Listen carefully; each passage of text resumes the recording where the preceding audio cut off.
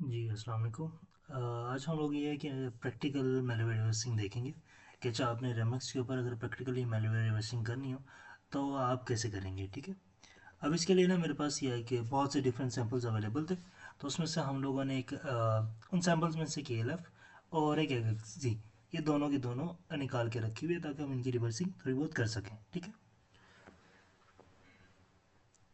सबसे पहले तो आपने क्या करना है कि आप लोगों ने इसको जो भी मेलवेयर आपका सैंपल है ना उसको एक अलग फोल्डर में रख लेना है। ठीक है, ताकि आप उससे अगेंस्ट ना चीज़ें वगैरह जब भी ट्रिगर कर रहे हो तो उनके आप रिजल्ट्स वगैरह ना उसी फोल्डर में रख सकें। जैसे मैं सैंपल 1 कहता हूँ और मैं इस पूरे उसको उठाकर सैंपल 1 के फोल्डर में ऐड कर देता हूँ।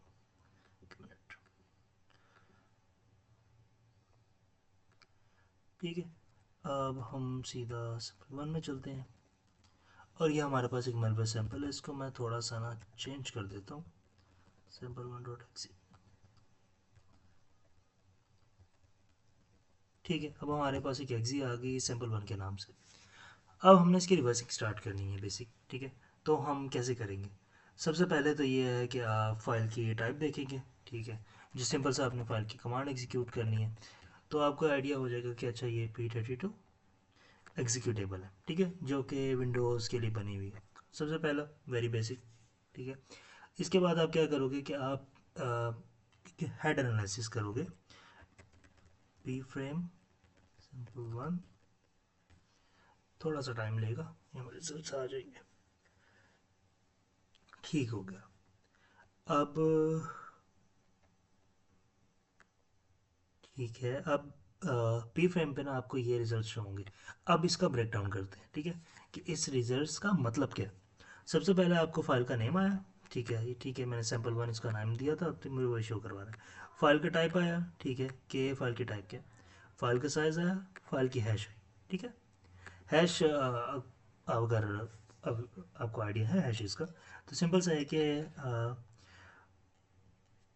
जब भी आपने वो देखने होते हैं ना, इंटीग्रिटी चेक करनी होती है। ठीक है, ये हमने शायद CIA ट्रायल के टाइम पढ़ा हुआ था। ठीक है, तो हम हैशेस के थ्रू चेक करते हैं और हर फाइल का एक यूनिक हैश होता है। ठीक है, और अगर आप कंटेंट थोड़ा सा भी चेंज करते हो ना तो वो हैश भी चेंज हो जाता है। तो ये आपको वेरीफाई करने में मदद करता है कि अच्छा ये जो हैश है ना ये सर्टेन फाइल की है, और इसका मतलब ये है कि आपके पास वही फाइल है एग्जैक्ट जो कि लेट से आप कहीं से डाउनलोड कर रहे थे।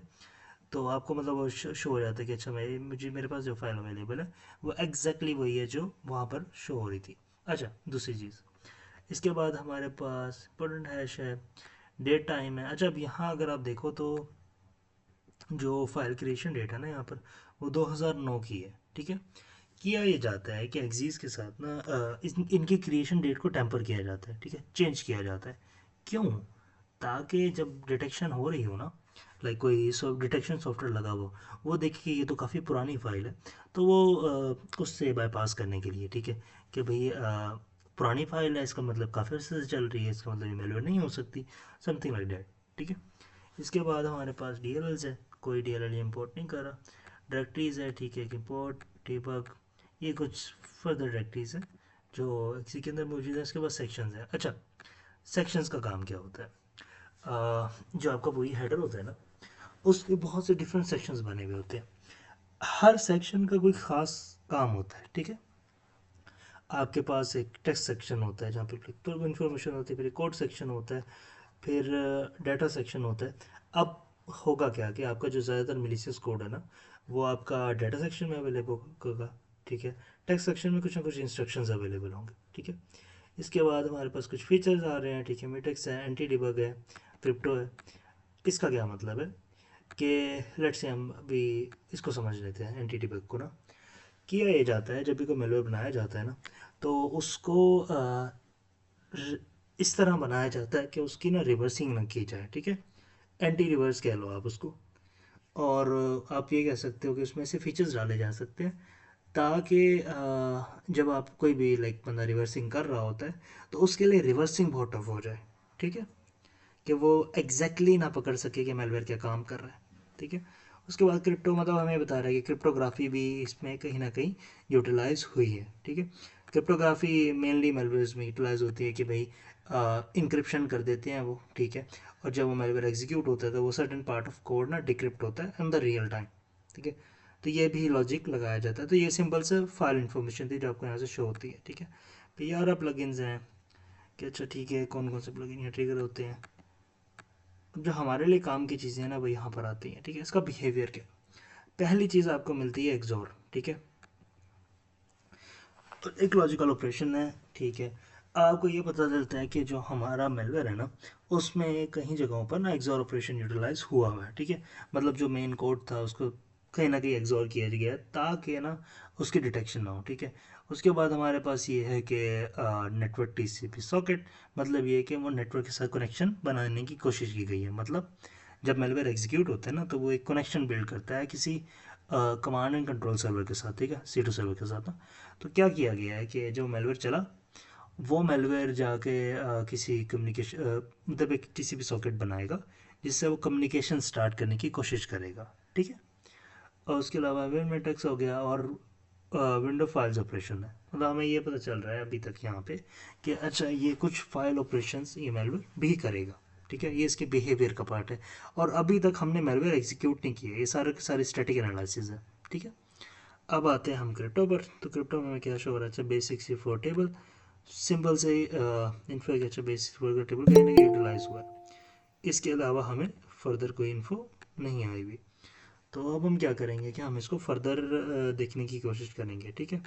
म्यूटेक्स एपीआई है, अच्छा इसमें से mutex is mutex wait for signal object, ठीक है। एंटी डिबग में हमारे पास क्या क्या आ रहा है कि टर्मिनेट कर दो प्रोसेस को, गेट लास्ट एरर, ठीक है।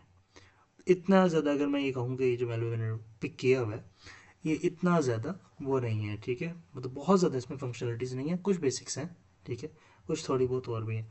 अब यहाँ पर एक इंटरेस्टिंग चीज़ है, जैसे मैंने कहा था ना कि जो सेक्शंस होते हैं ना पी हेडर्स के, वहाँ पे कहीं ना कहीं आप मेलिशियस कोड रख रहे होते हो। तो हमें ये पता चल रहा है कि जो तो टेक्स्ट का सेक्शन है ना उसका साइज़ काफ़ी बड़ा है, लाइक 6.99। तो हमें ये है कि चांसेस ये हैं कि यहाँ पर मेलिशियस कोड रखा गया है, ठीक है। ये भी हम अभी वेरीफाई कर लेंगे। मेटा डाटा हमें शो हो रहा है, अच्छा ठीक है। लाइसेंस अंडर अपाचे, अच्छा अब उसने किया हुआ भला क्या है, उसने किया हुआ ये है कि उसने ना एक मतलब एक एग्जी बनाई गई है, ठीक है। और उसे ऐसे शो करवाया गया कि जैसे वो कोई अपाचे कि उसके है, मतलब ना कंपनी की कोई ऑफिशियल एग्जी है, ठीक है, या HTTP सर्वर को वो किया गया है, ठीक है। अब हमारे पास यहाँ पे इंपोर्ट फंक्शंस आते हैं। इंपोर्ट फंक्शंस हमें क्या क्या शो हो रहा है कि अच्छा ये DLLs हैं जो कि यूटिलाइज की गई हैं। थोड़ा सा DLLs का कॉन्सेप्ट यहाँ आप लोगों को समझना होगा। होता ये है कि आपके पास ना एक DLL, ठीक है, उसके अंदर बहुत से फंक्शंस मौजूद होते हैं, ठीक है। अब DLLs यूँ इस्तेमाल होती हैं कि आप ना लेट से वो सेम कोड आप बार बार लिखना नहीं चाहते, ठीक है। एक फ़ाइल एक DLL मौजूद है और आप क्या कर रहे हो कि आप ना मुख्तलिफ प्रोग्राम से उसी DLL को एक्सेस कर रहे हो, ठीक है। तो DLLs हमें ये जब हमें DLLs आती हैं तो हमें ये पता चलता है कि कितनी वो है क्या कहते हैं इसको ना, कौन कौन से फंक्शंस ये कौन कौन सी फंक्शनैलिटी उसके अंदर मौजूद है, क्या कहते हैं उस मेलवेयर के अंदर मौजूद है। DLL के अंदर फंक्शंस होते हैं और फंक्शन की लिस्ट से हमें ये पता चलता है कि जो मेलवेयर है ना उसके अंदर लाइक ये बहुत सारी फंक्शनलिटीज़ मौजूद है। मेनली आपको मिलेगी कर्नल 32 DLL, ठीक है, जिसके अंदर बहुत से फंक्शंस मौजूद होते हैं जो हमारे और लाइक जो टाइगर के मेलवेयर बनाने वाले के काम आते हैं, ठीक है। अब पॉसिबल ब्रेक पॉइंट है उसने कहाँ का रखा भाई, मतलब ये सारी हमें फंक्शनलिटीज से आइडिया हो रहा है कि अच्छा वो पॉसिबल ब्रेक पॉइंट क्या है। क्लोज करो हैंडल को, ठीक है, क्रिएट फाइल करो, ठीक है, create file read, create mutex, delete critical section, get command line, get current process. मतलब ये सारी के सारी फंक्शनैलिटीज़ हैं उस मेलवेयर की, ठीक है। स्लीप भी वो कर सकता है, ठीक है, वो फाइल को रीड कर सकता है, उसके अलावा फाइल को राइट कर सकता है, सॉकेट को क्लोज कर सकता है। मतलब ऐसी को बहुत सी फंक्शनलिटीज़ है जिन्हें आप कह सकते हो कि अच्छा ये ना मिलीशियस है, ठीक है। ऑब्वियस है कि अगर वो अपने तौर पर फाइलें बना सकता है, फाइलें डिलीट कर सकता है, फाइलें मॉडिफाई कर सकता है, कमांड्स चला सकता है, तो ये सारी मिलीशियस उसमें है। अच्छा अब आती है यूरल्स, ठीक है, कि वो कौन कौन से यूरल्स पे वो मेलवेयर को लेके जा रहा था, ठीक है। अब पहला तो हमें अपाचे मिल रहा है ना, ठीक है, ये तो ऑफिशियल यूआरएल से। फिर हमें यहाँ पे zeustech.net मिल रहा है, ये थोड़ा सा देख लेते हैं क्योंकि ये ऑफिशियल अपाचे का यूआरएल नहीं है। मैं इसको ज़रा ना ब्राउज़र यहीं पे ओपन कर लेता हूँ। और इसके अलावा हमें पी फ्रेम में क्या मिल रहा है, हमें बाकी फाइल्स मिल रही हैं कि अच्छा ये सारी टीएल जो है ना वो मेलवे यूटिलाइज कर रहा था। अब भी ये सिर्फ एक कमांड है, ठीक है, इसमें ज़्यादा चीज़ें नहीं हैं, सिर्फ ये एक कमांड है। और एक को ना, एक मिनट,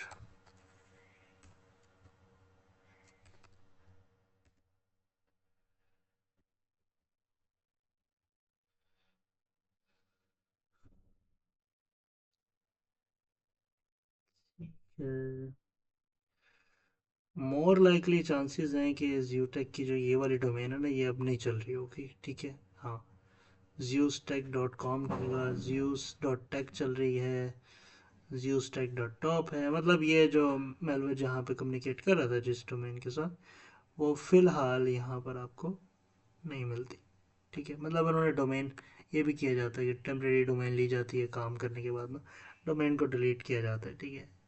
ये डॉट नेट की डोमेन फिलहाल अवेलेबल नहीं है, और ये आगे फर्दर एनालिसिस की ना कर सकते हो, ठीक है।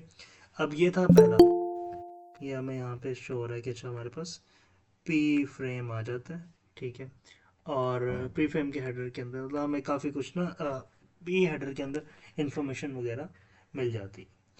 अब आगे हम लोग थोड़ा बहुत चल लेते हैं कि अच्छा हम इसकी थोड़ा बहुत फर्दर एनालिसिस कर लेते हैं, ठीक है। अब मैं इसका क्या करता हूँ कि मैं इसको फ्लॉस पे डाल के थोड़ी बहुत स्ट्रिंग एनालिसिस फर्दर इस पर काम कर लेते हैं। थोड़ा सा टाइम लेता है फ्लॉस रिजल्ट्स देने में, मगर ये है कि हमें कोई ना कोई इंटरेस्टिंग रिजल्ट इसमें मिल जाता है।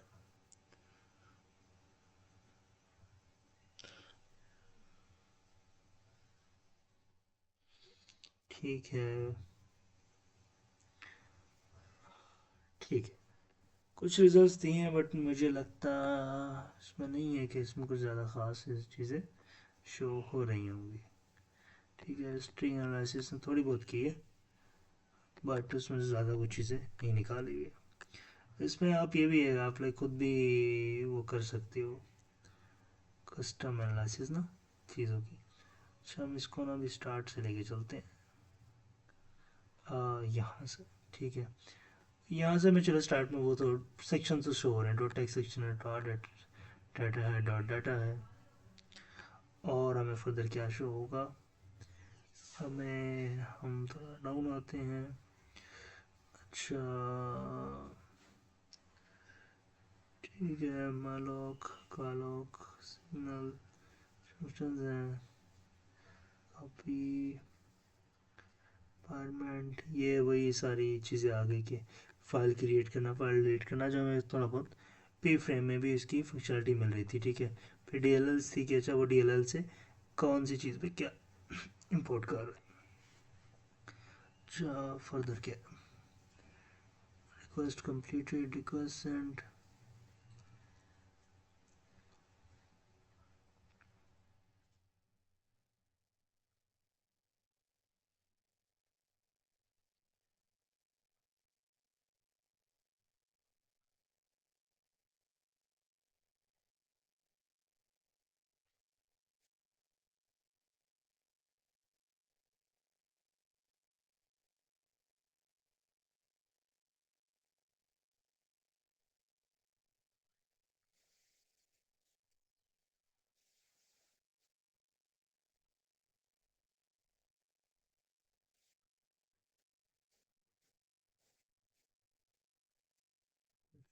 फर्दर ऑपरेशंस के बारे में डिटेल मैं देख रहा हूँ, अगर हमें कहीं पे C2 की कोई कम्युनिकेशन या उसके बारे में, हमें चलो डोमेन का तो आइडिया होगा कि अच्छा वो कम्युनिकेशन उस डोमेन के साथ हो रही थी, ठीक है।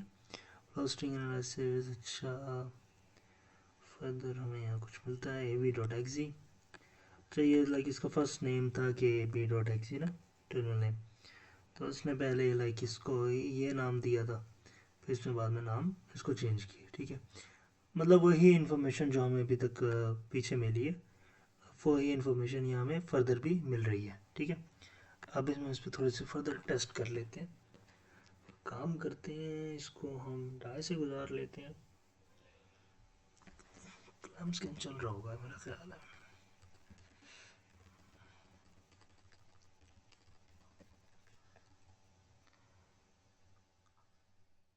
अच्छा, मुझे इसका वो अपडेट करना पड़ेगा। चलो अपडेट में टाइम ले लेगा, अभी इसको करते हैं। हम एक काम करते हैं, इसको डाई से गुजारते हैं और इसका फर्दर एनालिसिस कर लेते हैं। लास्ट में हमने डाई बिल्कुल लाइक ब्लैंक चेक किया था, ठीक है, बट हम इसे एक प्रॉपर मेल्वी के साथ और चीज़ों के साथ टेस्ट करेंगे, ठीक है। आपने क्या करना है कि अच्छा एडवांस ऑप्शंस करके आप लोगों ने ना फाइल इन्फो पे जाना है, ठीक है, कुछ भी यहाँ से सिलेक्ट कर लेना, ये आपका ना फर्दर वो खुल जाएगा, ठीक है। File size operation Windows 95। अच्छा यहाँ पे कुछ ये फॉल्स पॉजिटिव भी देगा, ठीक है। तो अभी ये फिलहाल हमें ये बता रहा है कि अच्छा विंडो 95 के लिए बनाया गया, आर्किटेक्चर बता रहा है, मोड बता रहा है कि 32 बिट वो है, ये एक्जी है, ठीक है। अब फर्दर हम देखते हैं, यहाँ पे तो हमें कुछ नहीं मिल रहा, ठीक है। डिटेक्टेड इजी में फर्दर ही थोड़ा बहुत कुछ दे दे। ऑपरेटिंग सिस्टम दे रहा है, लिंकर दे रहा है, कंपाइलर दे रहा है कि अच्छा विजुअल सी प्लस प्लस से ये फाइल कंपाइल की गई है और एक्जी बनाई गई है। विजुअल स्टूडियो का वो बता रहा है कौन सा वर्जन था, और ठीक है, और फर्दर कुछ नहीं। वायरस टोटल खैर अभी इस पर वो नहीं है, कन्फिगर नहीं किया, उसकी पे की देनी पड़ेगी मुझे। अब विजुलाइजेशन है। अच्छा ये जो मैं कह रहा था कि पी फेडर आप विजुलाइज कर सकते तो वो ये था, आपको यहाँ पे शो हो रहा है कि अच्छा ये हमारे पास पी ही हेडर है, ठीक है, और ये हमारे पास डॉट टेक्स्ट सेक्शन है। आपको ये शो हो रहा है कि भाई अच्छा ठीक है हेडर इतना, ये हमारा डॉट टेक्स्ट सेक्शन है, भी बहुत ज़्यादा ही बड़ा है, ठीक है, एज़ कम्पेयर टू बाकी के सेक्शन। ये इस बाकी के सेक्शन इधर कहीं पे एक शायद आई थिंक ये वाला एक आ रहा है, तो यहीं बीच में कहीं आपको ना वो हो रहे हैं, और ये आपका एंट्री पॉइंट ये रहा, बीच में कहीं इन्होंने एंट्री पॉइंट दिया हुआ है एक्सी का ना, ठीक है। आपको आइडिया हो जाता है कि अच्छा ठीक है, मैं जब विजुलाइज कर रहा हूँ पूरी की पूरी फाइल को और उसके हेडर की पे क्या हालत है, ठीक है, पूरी फाइल, अभी पूरी फाइल की विजुलाइजेशन कर रहा है। तो आपको एक डॉट टेक्स्ट सेक्शन बहुत बड़ा, ठीक है, बाकी आपके पास हेडर भी आई थिंक काफ़ी हद तक साइज में काफ़ी बड़ा है यहाँ पर, ठीक है। तो देखने से ये आइडिया हो रहा है कि अच्छा कुछ यहाँ पे चीज़ें सही नहीं है, ठीक है, नॉर्मल फाइल से थोड़ी डिफरेंट है, ठीक है। फिर हेक्साडेसिमल में आप जाओगे, हेक्स के आगे आपको थोड़ी बहुत यही कन्वर्जन कन्वर्टेड वैल्यूज नज़र आ रही होंगी कि कुछ ना कुछ इन्फॉर्मेशन यहाँ से भी मिल जाएगी आपको। अच्छा कुछ केसेस में ना अच्छा यूज टेक्नोलॉजी, ठीक है, नेट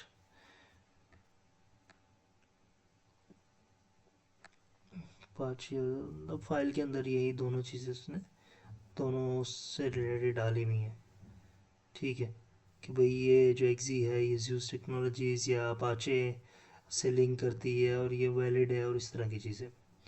चलिए असम्बली में खैर ये भी असम्बली का हम टॉपिक कवर नहीं किया हुआ, वरना असम्बली को भी एक दफ़ा देख लेते हैं। स्ट्रिंग्स में जाते हैं, अगर हमें फर्दर कुछ मिल जाता है।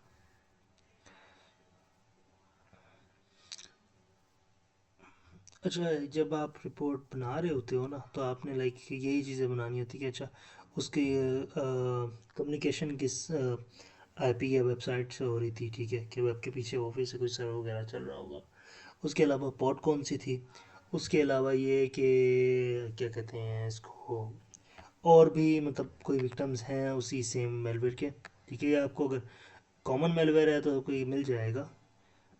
अच्छा ठीक है, यहाँ पे एक चलिए इंटरेस्टिंग चीज़ है, लोकल ASF सी है, ठीक है। अच्छा ये होता है कि जब कंपाइलेशन की जाती है ना, तो कई दफ़ा इस तरह की इंफॉर्मेशन भी ना उसमें कैप्चर हो जाती है। तो हमें ये पता है कि जो वो है ना, ठीक है, जो भी मेलवेयर बनाने वाला था उसके पास एक सी का फोल्डर है, सी के अंदर लोकल ज़ीरो है, ASF का फोल्डर है, रिलीजेस हैं, और ये बाकी के पूरा पाथ आ रहा है, ठीक है। गो के साथ ये वैसे होता है कई दफ़ा में। ab.exe का तो हमें आइडिया हो गया कि अच्छा जिसका पहला नाम था जो ab.exe था। गो के मेलवेयर्स के साथ सिनेरियो होता है कि गो के मेलवेयर्स अगर लाइक पोअरली बिल्ट हो ना, तो वो आपके सिस्टम की बहुत सी इन्फॉर्मेशन अपने साथ लेके चलते हैं। तो जब आप उन्हें रिवर्स करते हो तो आपको शो होना शुरू हो जाता है कि अच्छा ये तो मतलब इस सर्टेन सिस्टम या इस सर्टेन यूज़र पे बना हुआ है, आपको मतलब उसकी डिटेल शो होना शुरू हो जाती है। मैं फर्दर देखता हूँ अगर हमें कुछ ऐसा मिलता है जिससे हम मज़ीद चीज़ें निकाल सकें। अच्छा,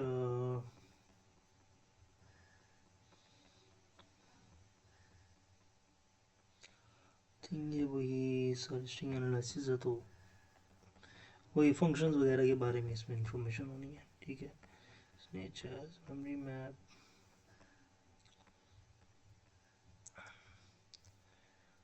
वो लिप थोड़ा बहुत है। अच्छा, यहाँ पे हमारे पास फिर एंट्रोपी भी आ रही है। एंट्रोपी हमारे एक तरह की रैंडमनेस होती है कि अच्छा, अगर रैंडमनेस बहुत ज़्यादा हो ना, अच्छा पैक्ड और अनपैक्ड भी इसी तरह पता चलता है कि अगर रैंडमनेस बहुत ज़्यादा है तो हमें ये बता देता है कि अच्छा इसमें ना वो डाला गया जंक कोड कह लो, या फिर क्या नाम है इसका, इररेलेवेंट कोड में एक्सी में डाला गया ताकि स्कैनिंग से ना पास हो जाए कि भाई इसमें मलिशियस कोड है ही नहीं, ठीक है। बट ये भी होता है कि अगर ज़्यादा आप इस तरह का जंक कोड डाल देते हो तो वो डिटेक्ट हो जाता है, ठीक है। क्या आइडिया हो जाता है इसका कि ना वो, एक मिनट दीजिएगा मुझे।